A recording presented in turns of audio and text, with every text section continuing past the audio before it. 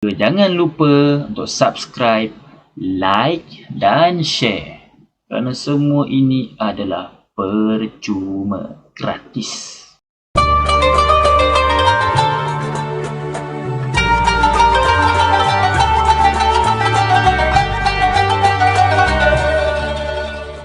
Assalamualaikum warahmatullahi wabarakatuh. Hari ini kita akan kongsikan tajuk Mari Beristinja, Pendidikan Islam tahun 2, bidang ibadah. Mari kita tengok. Soalan kemahiran berfikir aras tinggi.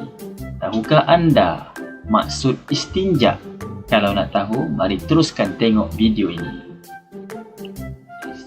Maksud istinja dari segi bahasa ialah putus, manakala maksud istinja dari segi syarak ialah menghilangkan najis daripada kemaluan dengan menggunakan air, batu atau kedua-duanya, atau sesuatu yang dibolehkan syarak untuk bersuci. Maksudnya di sini, apa-apa benda yang dibolehkan syarak untuk bersuci, maka kita boleh gunakan dia untuk hilangkan najis pada kemaluan kita ataupun sucikan najis daripada kemaluan kita. Mari kita tengok yang seterusnya. Baik, seterusnya ialah alat-alat istinja. Alat-alat istinja yang biasa kita gunakan ialah air mutlak. Air yang biasa kita gunakan di tandas dalam bilik air kita untuk kita bersuci, iaitulah air mutlak. Dan yang kedua ialah benda kesat. Dia banyak benda-benda kesat yang kita boleh gunakan, tetapi ada syarat-syaratnya.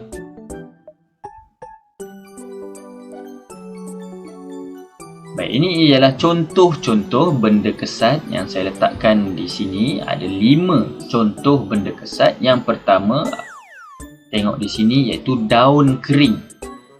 Daun yang kering. Maka daun ini kita boleh gunakan untuk beristinja, iaitu menghilangkan najis daripada kemaluan kita. Menyucikan kemaluan kita daripada najis.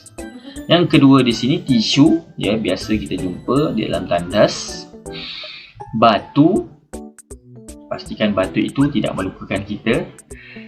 Kain, dan yang terakhir ialah kulit kayu.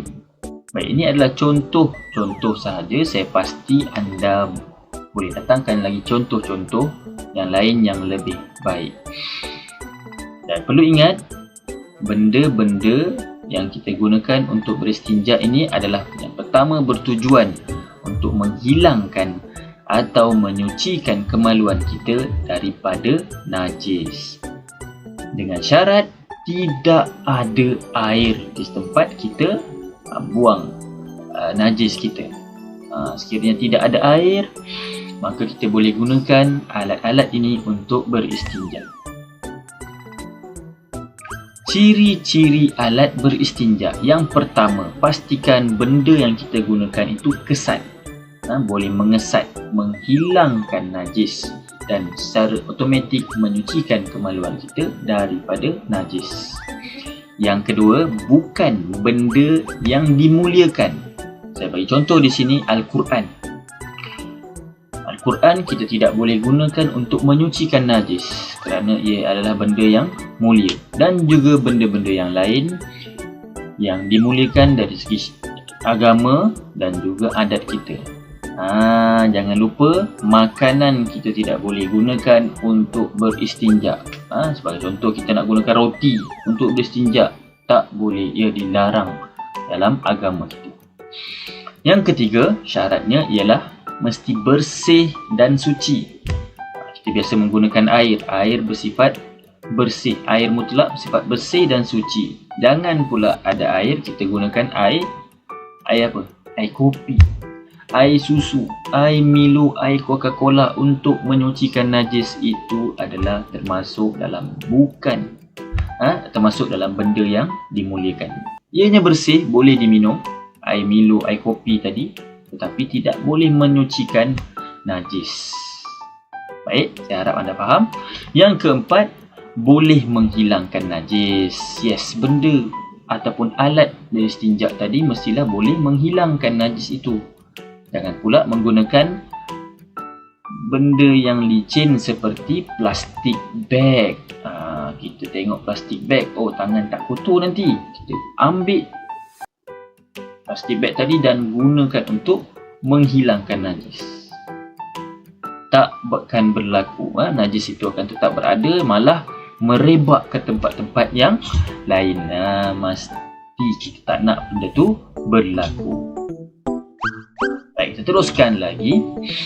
Syarat-syarat beristinja selain air. Yang pertama, najis tidak beralih dari tempat asal. Kita kena pastikan najis yang berada di kemaluan kita tidak beralih dari tempat asalnya. Dan yang kedua, najis tersebut masih belum kering. Sekiranya dah kering, maka kita tidak boleh menggunakan istinja yang selain daripada air. Batu, kayu, kertas, daun kering tadi, dan juga kain. Seterusnya, cara-cara beristinja selain air. Jadi saya harap anda semua dapat menonton video ini dengan baik dan pastikan anda cuba memahaminya, InsyaAllah. Bismillahirrahmanirrahim. Dalam video ini saya akan tunjukkan cara-cara beristinja menggunakan selain daripada air. Pertama, kita ada model iaitu robot untuk tunjukkan di manakah kedudukan kemaluan kubul dan dubur kita.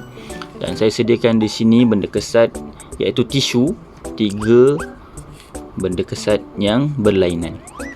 Muat 1, 2, 3. Baik, cara-cara beristinja menggunakan selain daripada air. Yang pertama ialah kita sapu kubul dan dubur dengan benda kesat.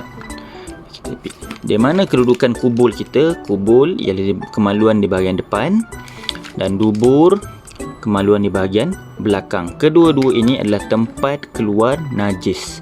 Jadi cara nak bersihkannya senang saja. Yang pertama, kita sapu kubul dan dubur dengan benda kesat atau tisu ni. Sapu 1. Pastikan kita sapu dengan 3 kali sapuan. Setiap sapuan menggunakan 3 benda kesat yang berlainan. 1 sudah tadi, yang kedua dan yang ketiga. Yang paling penting ialah kita pastikan tidak ada najis lagi di bahagian kemaluan kita. Baik, hampir sama kan suara video tadi dengan suara saya? Mestilah sebab saya juga yang buat video tu. Okey, baik. Daripada video ini kita perlu ambil perhatian. Perkara yang penting ialah kita kena pastikan najis yang telah kita sucikan menggunakan bahan-bahan ataupun alat selain daripada air tadi, iaitu tisu sebagai contoh. Kena pastikan pada kemaluan kita tidak ada lagi najis. Macam mana nak pastikan? Tidak ada bau, tidak ada warna dan tidak ada rasa. Jangan pula rasa menggunakan lidah. Rasa contoh licin ataupun masih berasa seperti kuping-kuping dan sebagainya. Okey, diharapkan anda boleh memahami bahagian ini, InsyaAllah. Baik, kepentingan beristinja selain air. Kita mesti beristinja iaitu menyucikan kemaluan kita daripada najis. Suci, suci. Sekiranya tidak ada air, kita masih wajib menyucikan kemaluan kita daripada najis. Yang pertama, kepentingannya ialah mudah didapati. Pastikan alat-alat istinja tadi mudah didapati, tak perlu cari yang susah-susah. Yang kedua, sebagai pilihan selain air. Maksudnya sekiranya berlaku ketiadaan air tak ada dah seminggu, so kita ada pilihan untuk beristinja ataupun menyucikan kemaluan kita daripada najis dengan menggunakan alat-alat yang telah kita pelajari di awal video tadi. Okey, kita dah sampai ke penghujung video ini ataupun pelajaran kali ini. Yang pertama, jangan lupa untuk menyiapkan tugasan yang saya akan berikan kepada anda nanti.